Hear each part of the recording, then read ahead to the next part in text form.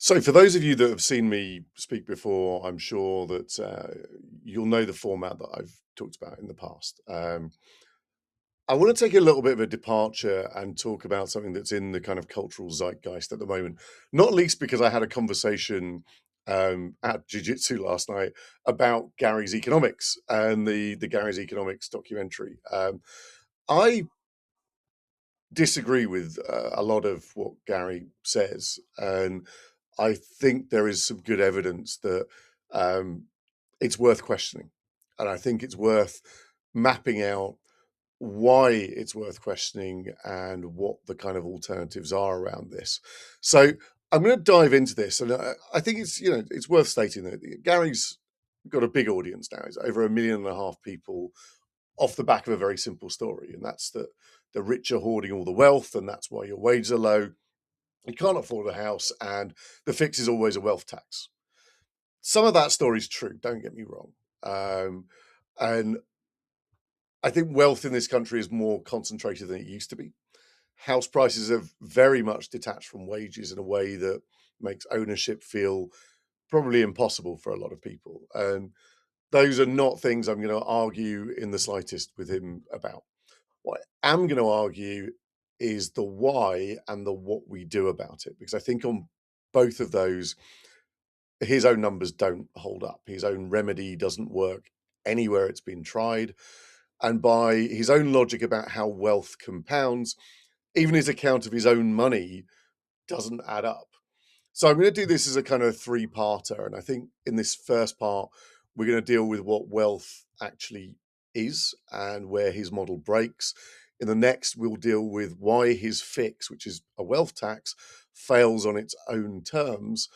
And in the third, we'll look at what actually grows wages and rebuilds the middle, which is not more tax, it's actually less, but in the right areas. Before we get into the economics, I think it's worth knowing who's making the argument, because there's a gap between the story and the reality. And I genuinely think that matters. Stevenson says his personal fortune is around £5 million.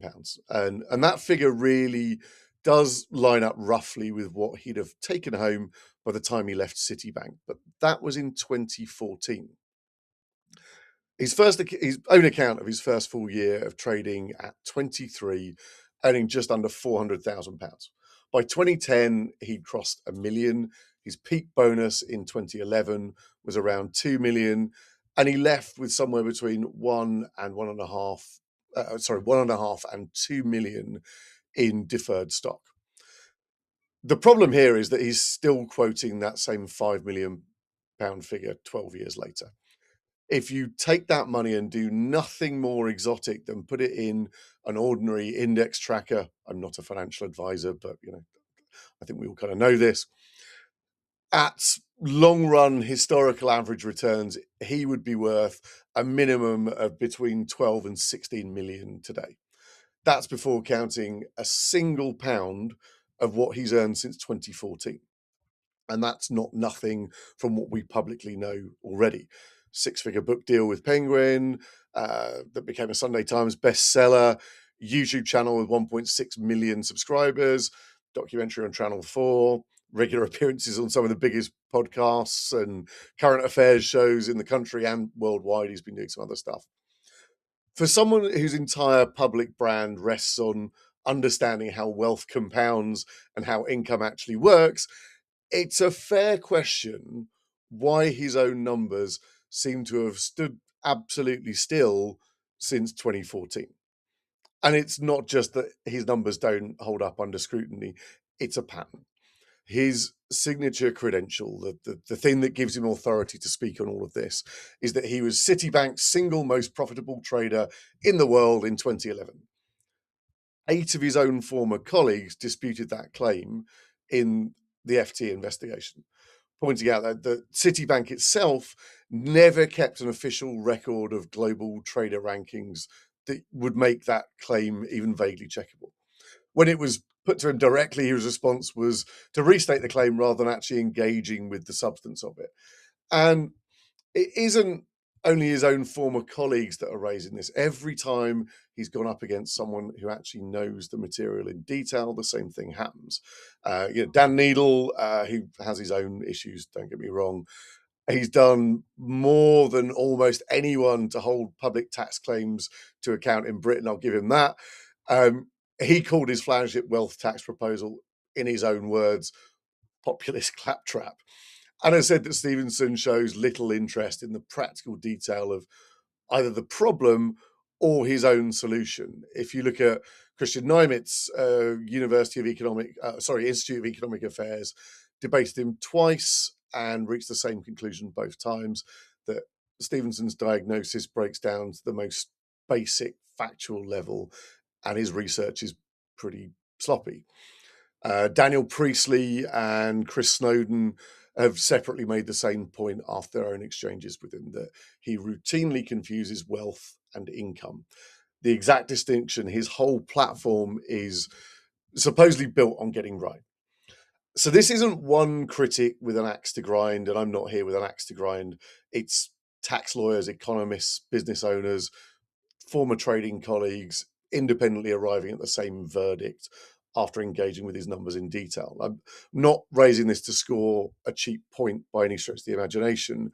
I'm raising it because it sets the standard for the rest of what we're going to talk about and what he's actually saying and how it holds up.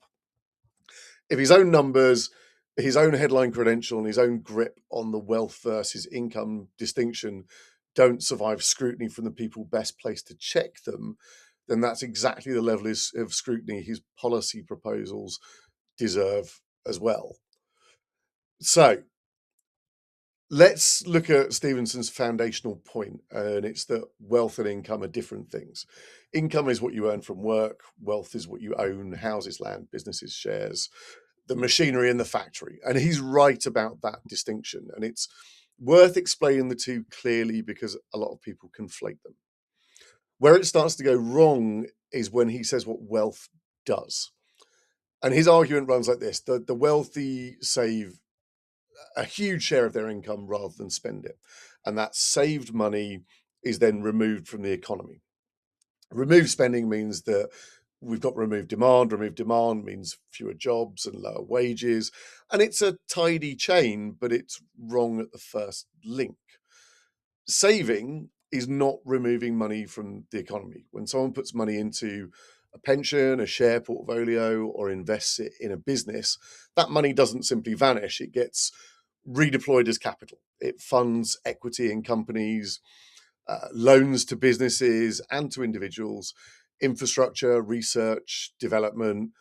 Saving is not the opposite of economic activity, it's the supply side of investment.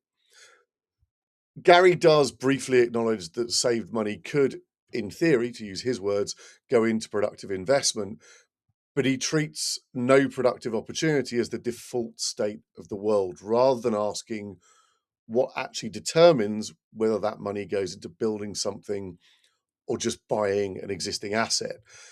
That's the real question. And I think it's actually a policy question. What does the tax and regulatory environment actually reward? If it's cheaper and less risky to, let's say, buy a house than to start a company and hire people, why would we be surprised when money flows towards houses? That's not proof of wealth inequality and wealth inequality then causing low investment.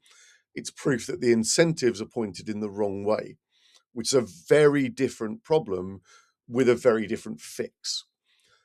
There is a second issue running through his framing too. So treating wealth as if it's static cash sitting in an account. Most wealth held by high net worth individuals, or actually most wealth that's held by anyone, is in shares whose price is going to move every second the market is open. It's in property that is not worth a specific number until it's actually sold. You can have it up for sale for £1 million. That's fine. That's not necessarily what you're going to get for it. You look at any property that's for sale at the moment, does it sell for what the asking price is? No.